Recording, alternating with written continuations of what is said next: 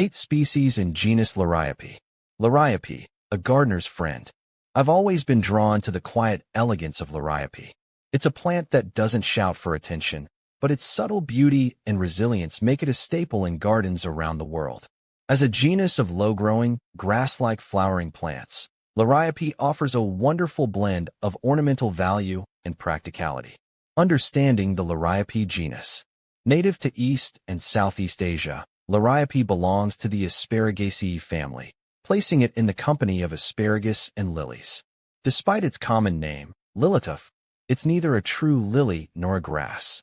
This often leads to confusion, but it's part of what makes this genus so unique.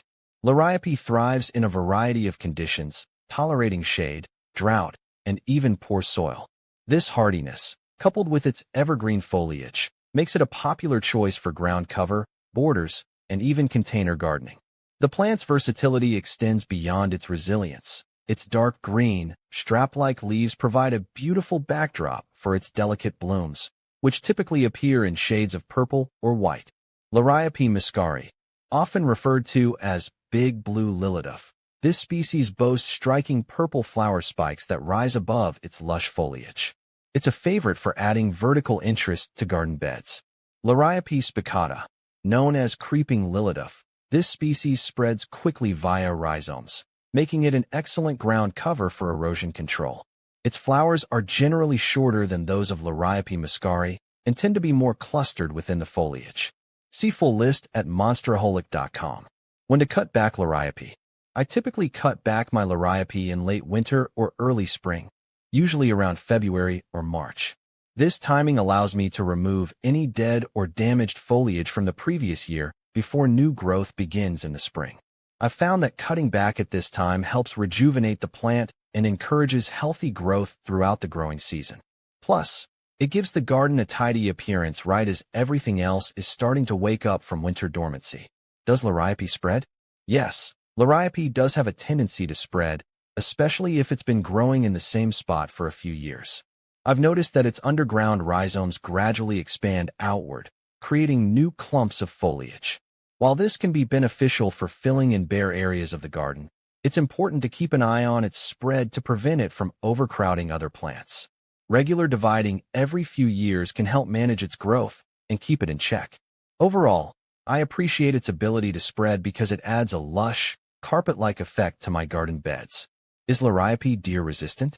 In my experience, Liriope is generally considered deer-resistant, which is a big plus for me as a gardener. While no plant is completely immune to deer damage, Liriope's tough, leathery foliage seems to deter browsing by deer in my garden. I've planted it in areas where deer frequently roam, and it has remained largely untouched. This resilience makes it a valuable addition to landscapes in deer-prone areas, providing both beauty and peace of mind. However, it's always good to keep in mind that deer preferences can vary depending on factors like local population density and available food sources. Is Liriope toxic to dogs? Yes, Liriope can be toxic to dogs if ingested in large quantities. As a responsible pet owner, I've made sure to keep my furry friends away from the Liriope in my garden to prevent any potential harm.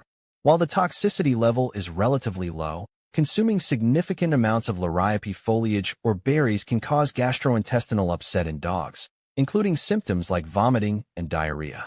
To ensure the safety of my pets, I always supervise them when they're in the garden and discourage them from nibbling on any plants. It's just one of the precautions I take to create a safe and enjoyable outdoor environment for both my plants and my pets. When to trim Liriope. I've found that trimming Liriope is best done in late winter or early spring, typically around February or March. This timing allows me to tidy up the plant before the new growth emerges in the spring. I usually trim back any brown or damaged foliage, as well as any spent flower spikes, to promote fresh, healthy growth. Trimming at this time also helps maintain the plant's shape and prevents it from looking unkempt. Plus, it's a great way to rejuvenate the Liriope and keep it looking its best throughout the growing season. How to pronounce Liriope? Liriope is pronounced as Lihryop. The emphasis is on the second syllable, ry, and the O is pronounced as a short O sound. It's a relatively straightforward pronunciation once you get the hang of it. What to plant with Liriope? Planting companions for Liriope depends on the specific aesthetic and functional goals of your garden, but I've found several options that complement it nicely. For a lush and textural contrast, I like to pair Liriope with ornamental grasses like fountain grass or maiden grass. Their feathery plumes add movement and height to the landscape. Additionally, low-growing perennials such as hostis or heucheras make excellent companions, providing a contrasting foliage shape and color. For a pop of seasonal color, I often interplant Liriope with flowering perennials like coneflowers or black-eyed Susans. This creates a dynamic and visually appealing garden bed that thrives with diverse plant life. How to revive Liriope? Reviving Liriope often involves a combination of pruning, fertilizing, watering, and ensuring proper sunlight. If my Liriope is looking a bit lackluster, I start by trimming away any dead or damaged foliage, which helps stimulate new growth. Then, I give the plant a boost with a balanced fertilizer formulated for ornamental grasses and apply it according to the package instructions. Ensuring the Liriope receives adequate water is crucial, especially during dry spells, but I make sure not to overwater, as this can lead to root rot. If the Liriope is growing in a shaded area, I might consider transplanting it to a spot with more sunlight, as it typically performs best in partial to full sun. With a little care and attention, Liriope can bounce back and regain its lush, vibrant appearance. Is Liriope evergreen? Yes, Liriope is considered semi-evergreen in many climates, including mine. This means that it retains its foliage throughout most of the year, but some browning or dieback may occur during harsh winters or periods of drought. In my garden, I've observed that Liriope's strappy leaves generally remain green and attractive even in colder months, providing year-round interest to the landscape. However, I do notice some seasonal fluctuations in its appearance, with the foliage appearing fullest and healthiest during the warmer months of spring and summer. Overall, its semi-evergreen nature makes it a valuable addition to my garden, providing structure and color even when other plants are dormant. Is Liriope toxic to cats? Yes, Liriope can be toxic to cats if ingested. The plant contains substances that can cause gastrointestinal upset in cats, including symptoms such as vomiting and diarrhea.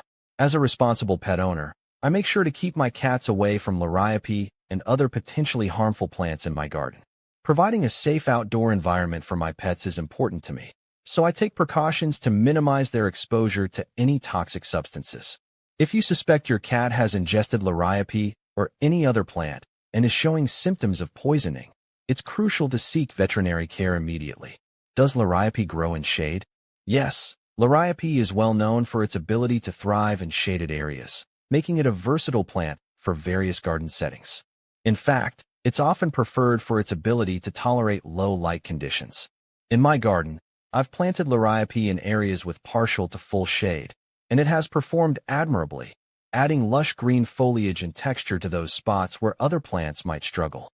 Its adaptability to shade makes it a valuable asset for creating interest and beauty in areas of the garden that receive limited sunlight, such as under trees or along north-facing walls. How to kill Liriope? If you're looking to remove Liriope from your garden, there are a few methods you can consider, depending on your preference and the size of the area you need to clear.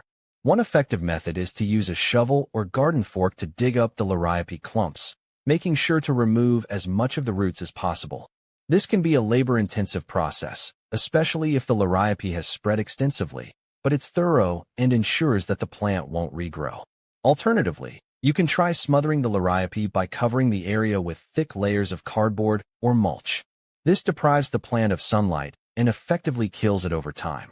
However, this method may take several months to completely eradicate the Liriope, and you'll need to monitor the area to ensure that it doesn't resprout. Chemical herbicides can also be used to kill Liriope, but I generally prefer to avoid them in my garden due to potential environmental impact and the risk of harming other plants.